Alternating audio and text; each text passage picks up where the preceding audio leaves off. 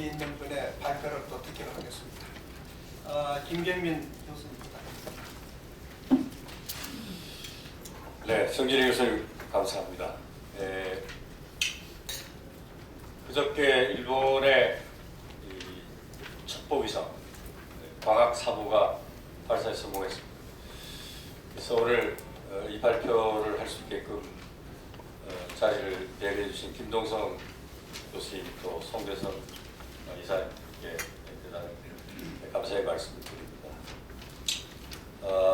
제가 그 일본의 이 발사할 때 모든 안전을 책임지는 사또라는 분이 있는데 그분을 초청하기로 되어 있는데 어제 그제 발사가 성공하면 오겠다 그랬는데 이제 성공을 해서 제가 오늘부터 국제전화를 돌리고 있습니다. 그래서 왜냐하면은 발사에 대한 또 모든 안전 확보가 또 굉장히 중요하더라고요.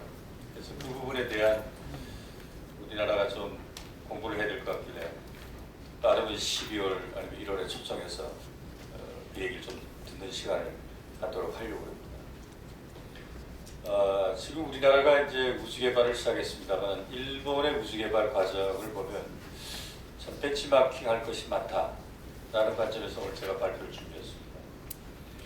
우선은 이제 올해 9월 10일 날 일본이 H2B를 성공을 시켰습니다. 일본에 있어서 H2B의 성공은 진정으로 일본이 우주 대국이 되었다라는 선언이나 다름없습니다. H2B의 파워는 어느 정도 되냐면은 18톤 정도의 인공위성을 우주로 올려보낼 수 있는 로켓 파워입니다. 그러면은 이번에 우리가 8월 25일 날 나라 5호 발사를 시도를 했습니다만 이것은 어느 정도의 무게를 올릴 수 있는 시도였냐면은 과학위성 100kg짜리입니다.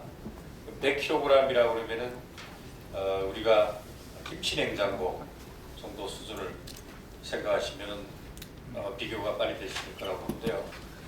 H2B의 18톤은 170인승 버스가 있다면 170인승 버스 정도의 무게를 올리는 겁니다. 그러니까 뭐 게임이 안 되는 정도로까지 로켓 파워는 이미 엄청난 차이로 지금 현재 한국과 일본을 비교하면 그렇게 되어 있는 거고요. 그러면서도 이 발사체 분야에 대해서는 이런 얘기가 있습니다. 일본처럼 미사일과 로켓이 다르다라는 아름다운 얘기를 하는 나라는 세계에서 일본밖에 없다. 그런 얘기를 합니다.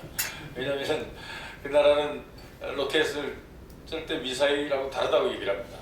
그러나 이제 제가 오늘 이 발표문에 소개해드렸던 우주기본법 여기에서 이제 일본은 올해부터 달라지기 시작했습니다. 왜냐하면 이제 드디어 로켓을 미사일로 인정하는 겁니다. 우주기본법이. 그래서 그런 부분도 우리가 특히 정부학회에서는 민간 기술, 평화적으로 이용하겠다는 우주기술에서 국가안보의 기술이 함께 병행되고 있다는 그런 말씀을 오늘 제가 좀 드리고 싶습니다. 일본의 우주개발은 이제 미국의 도움을 받아 시작했던 N1 로켓, 그 다음에 N2 로켓, 시작해서 이제 H1 로켓, 그 다음에 H2 로켓, H2A 로켓, 그 다음에 H2B까지 와 있습니다. 근데 H2 로켓은 순국산이 완성된 로켓입니다. 근데 H2 로켓은 이제 중국과 일본하고 비교할 때 일본은 H2라는 게 H란 말은 하이드로전입니다. 수소 엔진을 쓰는 겁니다. 수소 엔진이라는 것은 굉장히 어렵습니다. 인간이 발견한 여태까지의 여러 물질 중에 비등점이 가장 낮은 겁니다. 그러니까 연료를 관리하는 그러한 기술이 굉장히 뛰어나야 됩니다. 아니면 연료 지나가다 다 얼어버리기 때문에 그런 기술이 대단히 뛰어나야 되는 거기 때문에 일본의 로켓 기술은 중국을 앞서 있습니다. 사실은. 왜냐하면 또 하이드로전이 파워가 제일 셉니다. 그런 관점에서는 일본이 앞서 있는데 그러나 유인 우주선 하는 부분에는 또 중국이 앞서 있죠. 왜냐하면 시작부터가 틀렸기 때문에 그렇습니다. 일본은 우주 개발을 할 때 미국의 도움도 받았지만 미국의 견제가 심했죠. 심하다 보니까 우리가 우주 대기권을 한 100km 정도 잡는다고 그러면은 미사일이라는 것은 이 ICBM이라는 것은 대기권을 나가서 이제 관성 비행을 해가지고 목표를 향해서 또 떨어지기 때문에 다시 대기권을 들어와야 됩니다. 그럼 대기권을 들어오다 보면은 결국 열을 심하게 받게 되기 때문에 그 열받는 그러한 것은 또 보호할 수 있는 탄두를 보호할 수 있는 여러 가지 또 데이터와 기술이 필요합니다. 그러니까 중국은 로켓 개발이라든가 이것이 군사용 목적으로 먼저 시작이 됐기 때문에 그런 그 회수의 기술이 발달해 있습니다.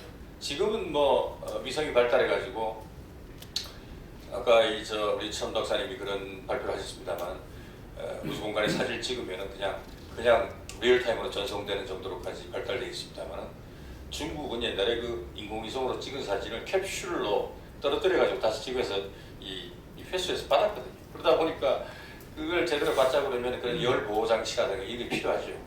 그것이 결국은 ICBM하고 기술로 연결되어 있기 때문에 그것이 이제 유인 우주선하고도 연결되는 거죠. 왜냐하면 우주로 보냈다가 다시 우주인은 돌아와야 될 거 아닙니까? 그러나 일본은 여태까지 대기권 나가는 거기에서만 활동을 한 거죠. 왜냐하면 들어오면은 군사가 되니까 군사를 안 하려는 그런 신뢰를 보여주기 위해서 했던 건데 이제 그거를 들어오게 하는 그러한 것을 이제 작업을 이제 슬슬 진행하고 있습니다. 왜냐하면은 잘 아시겠습니다만 미국이 지금 스페이스 셔틀 프로그램을 갖고 있는데 스페이스 셔틀이 그 타일이 자꾸 떨어지기 때문에 여러 번 지금 폭발되는 그런 사고가 있었지 않습니까? 그래서 스페이스 셔틀 프로그램을 지금 이제 슬슬 크로징합니다. 크로징하다 보니까 국제 우주 스테이션에 물자를 보내라니까 이 셔틀 크로징하니까 이게 이 운항 횟수가 부족해지니까 그래서 이제 일본의 H2B에 이번에 9월 19일에 성공한 거를 나사가 지금 계약을 하려고 그러고 있습니다. 왜냐하면 그거로 이제 물자를 실어 나르려고. 그래서 우주 협력을 받았던 일본이 이제는 미국의 우주를 팔아서 우주 기술을 팔아서 이제 역전 현상이 일어나는 그러한 시대가 도래하고 있다. 그런 말씀을 드리고 싶습니다. 그래서 H2 로켓은 순국산이었습니다만 가격이 비쌌습니다. 가격이 어느 정도냐면 보통 우리가 아리안5가 한 900억 원, 850억 원 정도 하는데 H2 가격이 1,900억 원이었습니다. 그거는 뭐냐면 일본식 원래 스타일입니다. 일본식 스타일이라는 것은 모든 것을 국산화 해보는 것이 그 사람 스타일입니다. 그러니까 비쌀 수밖에 없죠. 근데 이제 그 순국산 로켓을 H2 로켓을 완성하고 나서는 이제 H2A 시리즈로 바꿨습니다. H2A 시리즈라는 것은 이제는 가격을 어떻게 하면 코스트 다운을 시도하느냐라는 겁니다. 이런저런 외국 부품도 이제